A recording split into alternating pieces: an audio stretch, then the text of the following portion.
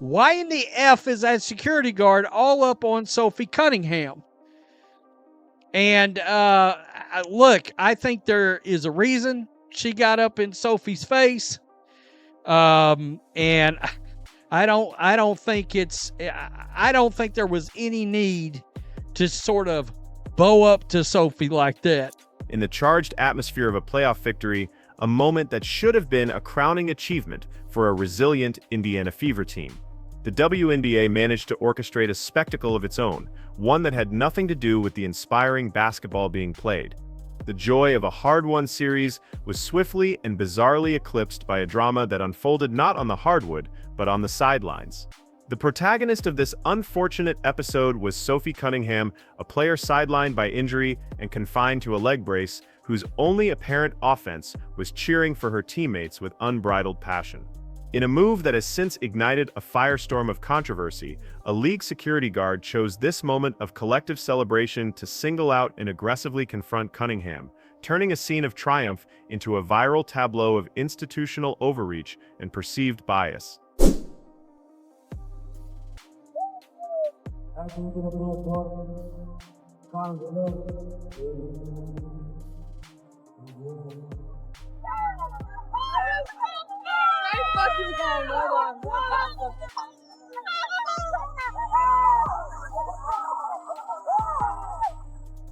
Oh my God.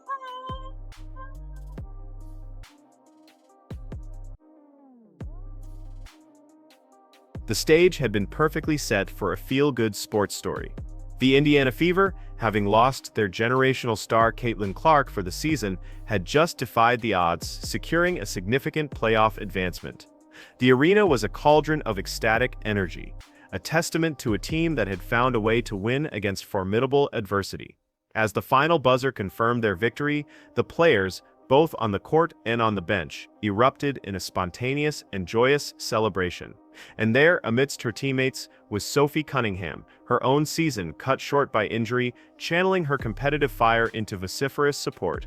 She was a non-participant in the game, but a full participant in the team's emotional triumph. Nothing controversial, nothing untoward, just a player in street clothes, living and dying with every play. Odyssey Sims hit the floor very hard during the game last night, and her teammates came out to the floor to check on her, except, of course, the girls on the bench, Caitlin Clark, Chloe Bibby, Sophie Cunningham, they came to half court. Did not cross the line, by the way. But for whatever reason, we had a situation involving Paula Blart, mall cop. That's right, played this time in the role by Wheezy from Jefferson, the Jeffersons. Showed up last night to try to check Sophie Cunningham. Did she think Sophie Cunningham was about to run out there cause an incident? Sophie Cunningham's in a damn leg contraption. It's not even a brace, it's like a contraption. But this innocuous display of team spirit was apparently enough to trigger a disproportionate response from the WNBA security apparatus. An official strode with purpose towards Cunningham, not to offer a quiet word or a gentle reminder, but to engage in a confrontation that was both public and hostile. The guard's body language was aggressive. They leaned in close to Cunningham, shouting at her as if she were a rioter who had just breached the perimeter, not an injured athlete celebrating with her team. To be unequivocally clear, Sophie was positioned near the half-court line on the sideline, a considerable distance from the court itself, and well within the bounds of where bench players typically stand. Yet in a now classic WNBA fashion, the substance of the moment was lost, and the terribly managed optics became the entire story. To see if this should be upgraded in any way. Odyssey was holding her right. The progression of emotions on Sophie Cunningham's face was a narrative in itself. Initial confusion gave way to stark disbelief, which then hardened into her signature look of defiant indignation, and frankly, her reaction was entirely justified. Here was a player physically incapable of sprinting onto the floor, encumbered by a large leg brace, being treated as a public menace. The clip of the interaction went viral within minutes, not because of any transgression on Cunningham's part, but because it starkly illuminated the bizarre and persistent double standard that many fans and critics believe has followed her throughout her WNBA career. And I think we all know that if there's one thing that male sports fans want to see in their spaces and on their screens, it's more of me. The backlash from the public was instantaneous and ferocious. Social media platforms erupted. The narrative of the Fever's gritty win and Lexi Hull's clutch performance was completely buried under an avalanche of posts about how Sophie Cunningham, while injured and cheering, was treated like a common criminal. The outrage was not just a knee-jerk reaction. It felt earned and justified because this was not an isolated incident. It was, for many, part of a disturbing and recognizable pattern.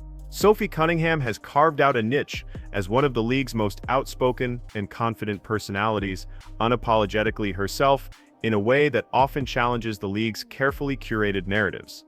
For this, she has been a frequent target, not only of rival fan bases, but also of certain media portrayals that cast her as the league's resident villain. But for the WNBA's own staff to validate and enforce that villain narrative in the middle of a triumphant playoff celebration represents a profound and unacceptable crossing of a line. Let us deconstruct the situation with cold logic. The Fever have just secured a semifinal berth. Their sideline players, Caitlin Clark, Chloe Bibby, Sophie Cunningham, are all celebrating together. They are standing near midcourt on the sideline, reacting with the same exuberance as every other team in a similar high-stakes situation. Yet somehow, only Sophie Cunningham was deemed worthy of a security confrontation. Was Caitlin Clark, the face of the league, shouted at for her enthusiasm? No. Was Chloe Bibby reprimanded? No, just Sophie. This glaring discrepancy was not lost on the viewing public. The comment sections across X, formerly Twitter, and YouTube became forums for dissecting the double standard. Some fans were blunt, suggesting Cunningham is targeted because her image as a confident, outspoken white player doesn't align with the league's preferred marketing archetypes. Others pointed to the blatant hypocrisy. Had a player like Angel Reese or Natasha Cloud exhibited the same behavior, it would have been lauded by the league and its media partners as passion, leadership, and fiery competitiveness. But for Sophie, the labels immediately become entitled, uncontrolled, or insubordinate. The ultimate irony is that Cunningham handled the unnecessary escalation with remarkable composure. She stood her ground and refused to be intimidated, but the entire ugly scene was a fire started not by the player, but by the firefighter. This incident is a microcosm of the WNBA's broader, ongoing struggle with how it handles its most polarizing and popular figures. Caitlin Clark has spent 2 seasons enduring a level of on-court physicality and hard fouls that many argue go largely unpunished, while media narratives often seek to downplay her impact. Sophie, a figure who has become inextricably linked with Clark as her on-court protector, now finds herself ensnared in the same web of inconsistent standards. Instead of embracing Cunningham's undeniable popularity, she consistently trends online. Her highlights generate massive engagement, and her presence is a clear asset to the Fever's brand. The WNBA seems stubbornly determined to diminish her. The league allows a moment like this to unfold, where she is publicly humiliated by a security guard during what should have been a moment of pure joy. The fan reaction was, to put it mildly, brutal. Within moments of the clip surfacing, hashtags like #FreeSophie and #WNBA exposed began to trend. Fans lambasted the league for its selective enforcement and what they perceive as an attempt to silence players who don't toe the company line. The comments directed at the security officer were merciless, ranging from power-hungry mall cop to the WNBA's latest clown show. While harsh, this language speaks to a deep and growing frustration among the fan base. They are tuning in to watch basketball, but are increasingly forced to witness league officials creating drama from thin air. This is the core of the issue. The WNBA talks a big game about growth, ratings, and being taken seriously. But with every spotlight moment, an incident like this seems to occur, undermining its own progress. Instead of a shining example of the Fever's resilience, The story becomes Sophie Cunningham versus the WNBA. This isn't just bad optics, it is active self-sabotage. This league has a persistent public relations problem, and it consistently finds ways to exacerbate it. Fans do not want to see their favorite players treated like criminals for the simple act of cheering. They are tired of the constant double standards. And they are certainly not going to be gaslit into believing that everything is fine when their own eyes tell them a completely different story. And let's not forget the most absurd part of it all. This was not a heated brawl or a moment of chaos. This was a celebration. Pure, wholesome, playoff joy. If the WNBA cannot even allow its players to enjoy such a moment without manufacturing a controversy, what hope does it have of convincing the casual sports fan to invest their time and emotion into the product? The fallout from this incident did not dissipate overnight. It intensified as fans unearthed more video evidence, meticulously comparing the actions of Cunningham to those of her teammates. Clips showing Caitlin Clark and Chloe Bibby standing shoulder to shoulder with Sophie, engaged in the exact same level of celebration, circulated widely. Neither was approached. Neither was reprimanded. Just Sophie. This was the smoking gun for many, the final piece of evidence that this was not a random act of enforcement, but a targeted message. Sophie Cunningham is not just any player, she is a lightning rod. She is fiery, outspoken, and refuses to be intimidated. She is not the media darling Paige Buckers, nor is she the league-endorsed star Angel Reese. She challenges authority, and that has made her both polarizing and immensely popular, a popularity the WNBA desperately needs but seems afraid to embrace. Look at the league's marketing. How often is Sophie featured in promotional materials compared to players with a fraction of her public relevance? Almost never. Look at the league's reaction to controversies. When Sophie is involved in an on-court spat, she is often painted as the instigator. When others do the same, it is framed as passion. The double standard is not just unfair, it is insultingly transparent.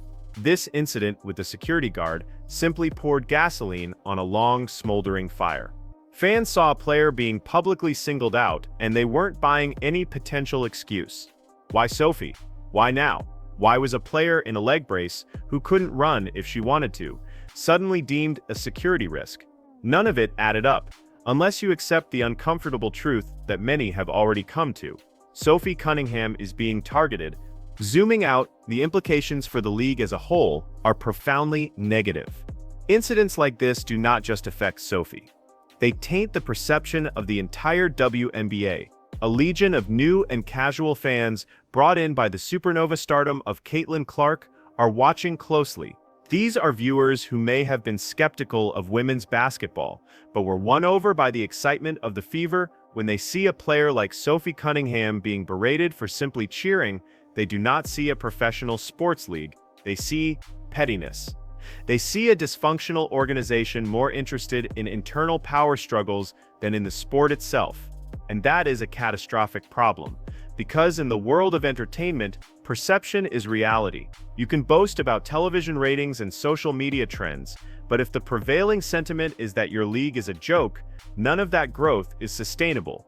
Moments like this are precisely why many people still struggle to take the WNBA seriously, not because of the talent of the players, but because of the persistent, unnecessary nonsense that surrounds the product. Fans let the league have it, with thousands of comments blasting Commissioner Kathy Engelbert for presiding over what they called the most embarrassing league in sports. Some even called for her resignation, arguing that her leadership has allowed the WNBA to devolve into a circus act. When your off-court controversies generate more buzz than your on-court product, that is not a sign of growth. It is a sign of systemic failure. Meanwhile, Sophie herself has handled the situation with a professionalism the league office should envy. She has not engaged in a public war of words, but she has not backed down either. Her defiant body language during the confrontation said everything that needed to be said. "You will not intimidate me." Her fans have responded to this strength by rallying around her, flooding her social media with messages of support and reminding the world that she possesses one of the most loyal fan bases in the league. If the WNBA were smart, it would recognize that every time Sophie is targeted, her base of support grows stronger and more defiant. But the league has not built a reputation for intelligent player management. Look at their handling of Caitlin Clark's on-court abuse. or the near invisibility of a playoff hero like Lexi Hull in league media. And now, Sophie, shouted at for celebrating. It is a clear and undeniable pattern. The league wants to project an image of collective growth, but the truth is that a handful of needle-moving players are dragging the entire enterprise forward. Caitlin Clark, Angel Reese, Paige Buchers, and yes, Sophie Cunningham, the rest of the league benefits immensely from their star power, yet the league seems to play favorites, punishing those who do not fit the preferred mold. It is a dangerously short-sighted strategy. Fans are not fools. They see the double standards and the hypocrisy. Eventually, they will tune out. They will stop investing in a league that seems to treat its own stars as adversaries. When that happens, no amount of sponsorship deals will save them. The WNBA had a golden opportunity to celebrate the Fever's playoff run. Instead, they allowed a security guard's power trip to become the defining image of the night. At the end of the day, Sophie Cunningham's only crime was caring too much about her team. For that, she was treated like a threat. If that doesn't tell you everything you need to know about the WNBA's warped priorities, nothing will. The fans are not letting this go. The outrage is not fading. It is growing with every new clip and every meme. The WNBA can try to spin this, but the people have already rendered their verdict. Sophie Cunningham was wronged, and the league has once again profoundly embarrassed itself.